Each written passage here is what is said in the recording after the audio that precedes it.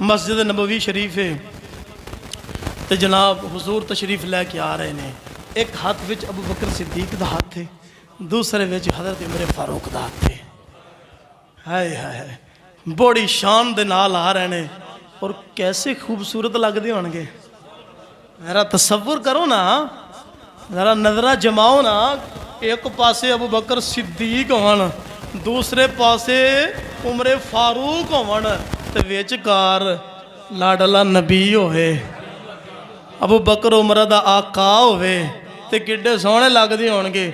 ते हुजूर आए मिंबर दे तशरीफ फरमा होए ते आउंदे ही फरमाया जिवें अज मेरे नाल एक हाथ विच अबू बकर दा हाथ सी, एक हाथ विच उमर पाक दा हाथ सी, ते कल क़यामत दा दिन होवेगा, सब तो पहले मेरी कबर शक होएगी।